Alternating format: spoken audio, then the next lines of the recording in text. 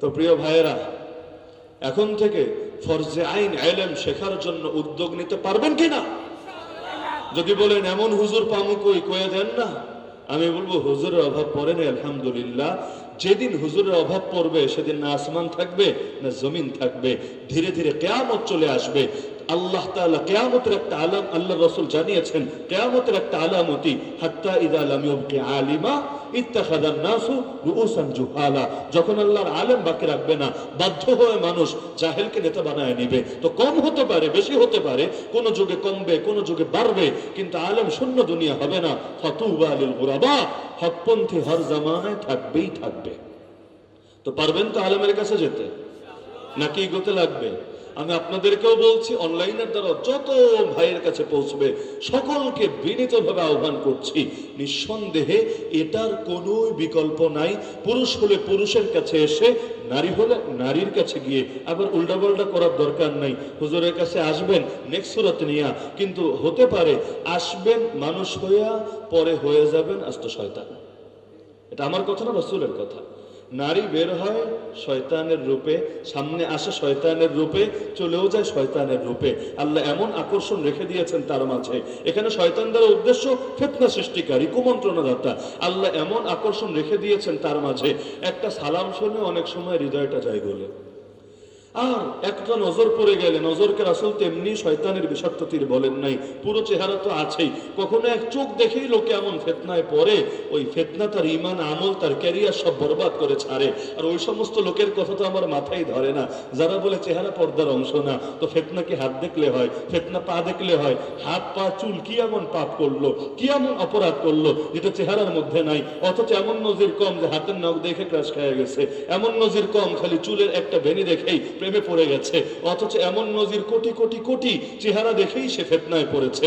এই চেহারাই যদি পর্দা না করা লাগে, বাকি ডির পর্দা করার কি দরকার আছে? এমনকি পুরোটাও যদি খোলা থাকে, রাস্তায় পাগলি থাকে, কিছু থাকে না, পুরা খোলা, এক চুল পরিমাণ কাপড়ও তার গায়ে নাই, কিন্তু বখাটেরা পর্যন্ত ওদের দিকে সেই খারাপ দৃষ্টিতে তাকায় না। পথ চলতে গিয়ে নজর পড়ে গেল, থুথু একটা দিয়ে ছিছি বলে নজরটা সরায় নাই, রুচি আসে না। পুরা খোলা, তাও রুচি আসে না। আবার দেখা যাবে পুরাই লাগানো, শুধু ফুটন্ত গোলাপের মতো চেহারাটা বের করে রেখেছে হিজাব পরেই, কিন্তু এটা দেখেই ফিতনা শেষ হয় না।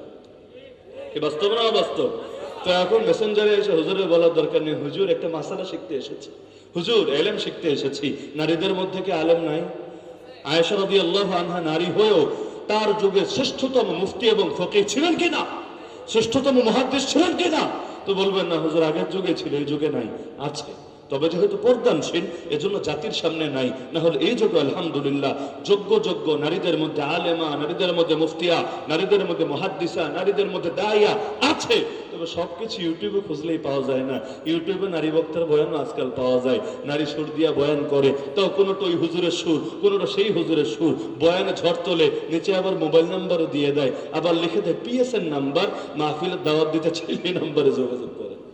তো নারী নারীর কাছে গিয়ে, পুরুষ পুরুষের কাছে গিয়ে, প্রয়োজনে আপনার লেভেলেই থাকেন। অনেক সময় হয় মুরব্বী মুরব্বীর কাছে যেতে স্বাচ্ছন্দ্য বোধ করে, যুবক যুবকের কাছে আসতে স্বাচ্ছন্দ্য বোধ করে, যুবকের প্রতি যুবক আলাদা আগ্রহ অনুভব করে, মুরব্বীর প্রতি মুরব্বী আলাদা আগ্রহ অনুভব করে। আরবিতে বলে আল জিন্স ইয়ামিলু ইলাল জিন্স। তো যারাই ভালো লাগে, কিন্তু আল্লাহর ওয়াস্তে আসেন, ইলম শিখতে আসেন, খালি খিদমত করতে না, খালি বরকত নিতে না, ওগুলোর দরকার আছে। তবে ইলম ফরজে আইন পরিমাণ না শিখলে আপনার আখিরাতে খবর আছে। পারবেন তো? পারবেন তো ইনশাআল্লাহ। আর আমি গ্যারান্টি দিয়ে বলছি, আলেমদের কাছে যদি আসেন ফরজে আইন ইলম শিখতে, ইনশাআল্লাহ কোন একজন হকপন্থী আলেম আপনাকে অবমূল্যায়ন করবে না, অবমাননা করবে না। আমার চোখ এমন কোন ঘটনা জীবনে দেখে নাই, আমার কান এমন কোন ঘটনা জীবনে শুনে নাই, উল্টোটাই শুনেছি। ইনশাআল্লাহ সাদরে বরণ করে নেবে, আপনার জন্য যতটুকু তার সাধ্যে আছে পুরোটাই করবে। তবে সেলিব্রিটিজমের পেছনে পড়েন না। খালি সেলিব্রিটি আর পাবলিক ফিগারদের থেকেই যদি সবকিছু নিতে চান, সারা জীবন চেষ্টায় চালায়া যাবেন, নিতে হয়তো পাবেন না।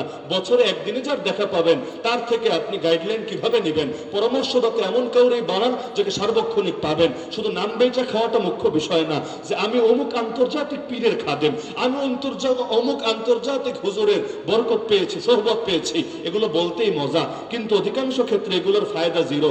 ওই হুজুর ইন্ডিয়া থেকে বছরে 2 দিন আসবে, ওই হুজুর মালয়েশিয়া থেকে 5 দিন আসবে, ওই হুজুর ইন্দোনেশিয়া থেকে বছরে 1 দিন আসবে, তো কি হবে? কয়টা পরামর্শ নেবেন তার কাছ থেকে? বাকিটাই না ফোনে পাবেন, না অনলাইনে পাবেন, না অন্য কোনো মাধ্যমে পাবেন। হয়তো তার আশপাশের লোকদের সাথে কথা বলতে হবে, কিন্তু এতে আপনার কতটুকু ফায়দা হবে বলেন? তো পাবলিক ফিগার আর সেলিব্রিটিজমের ফেতনায় পড়েন না। এখন আমরা নিজেরাও ফেতনায় পরিণত হয়ে গেছি। কারণ সবাই যদি আমাদের কাছেই খালি শিখতে চায়, বিশ্বাস রাখেন এটা আমাদের পক্ষেও সম্ভব না, আপনাদের পক্ষেও সম্ভব না। উপরন্তু এই ধারণাটা গলত ধারণা হবে। আর আল্লাহর হস্তে এই ধারণা ছাড়েন যে দুনিয়ার সব যোগ্য লোকরা বক্তাই হয়, দুনিয়ার সব যোগ্য লোকদের মাইকের সামনেই পাওয়া যায়, এই ধারণা এই জাতিরে ডুবাচ্ছে। কত বড় বড় আলেম এমন আছে যারা কখনো মাহফিলে আসেন না, কত বড় বড় দায়রা এমন আছেন, এমন যোগ্য ব্যক্তিত্বরা আছেন যাদেরকে পাবলিক চেনে না, কিন্তু আমার মতো হাজার উসামা মিলে তাদের পায়ের ধুলা সমান হবে না। কিন্তু মানুষদের গুণেই না, এদের দামই দেয় না। কোন আগে বলেছে শায়েক গুগল আর শায়েক ইউটিউবে, এদেরকে পাওয়া যায় না। যেহেতু এই 2 শায়েক দিয়াই এলেম শেখে, এ কারণে তাদের কাছে যাওয়াও হয় না। না হলে তাদের কাছে যান না ইনশাআল্লাহ, না হলে এক মার্কাজুদ্দাওয়ায় গেলেই যে এলেমের সন্ধান আপনি পাবেন, পুরো বাংলাদেশে এমন নজির হয়তো খুব কম জায়গায় পাবেন। তবে এটা ঠিক, সব জায়গায় আবার সব বিষয় পাওয়া যায় না। আপনাকে এক একটার জন্য এক এক জায়গায় ছুটে যেতে হবে। আপনি দাওয়াতের ফিল্ডে গিয়ে, দাওয়াতে তাবলীগে গিয়ে যে ইমানি জজবা বা সেখানে দাওয়াতের যে সিস্টেমের সঙ্গে মহব্বতটা আপনার জুড়বে, সেটা হয়তো অনেক খানকায় গিয়েও হবে না। আবার অনেক খানকায় গিয়ে আপনার কিছু লাইনে এতটা তারাক্কি হবে যেটা হয়তো সাধারণ মাদ্রাসায় থেকে হবে না। আবার মাদ্রাসায় বসে যেটা হবে সেটা তার চাইতে আরো ভিন্ন কিছু জিনিস হয়তো জিহাদের ময়দানে হবে। তো প্রতিটা জিনিসেরই প্রয়োজন আছে। হলুদও লাগে, মরিচও লাগে, লবণও লাগে, পানিও লাগে, তেলও লাগে, পেঁয়াজও লাগে, রসুনও লাগে, পুরোটা মিলে ফুল একটা প্যাকেজ সামনে উঠে আসে। সুতরাং কোনোটারই খাটো করে দেখার দরকার নেই, আর কোনোটারই সর্বে মনে করা দরকার নেই। একটা ধরতে গিয়ে আর একটা ছাড়ার দরকার নেই। তাবলীগ ধরেছি, আলেম ওলামা বাদ, আলেম ওলামা ধরেছি, তাবলীগ বাদ, অথবা আত্মশুদ্ধি ধরেছি, দুনিয়া সব বাদ, অথবা জিহাদ ধরেছি, আর কিছু লাগবে না, অথবা দাওয়াত ধরেছি, আমার আর জিহাদ টিহাদ লাগবে না। এরকম যাতে না হয়। চাকা একটা দিয়ে এত বড় গাড়ি চলবে না। সবগুলো চাকা যদি ঠিক থাকে, গাড়ির পথ চলা কেউ থামাতে পারবে না।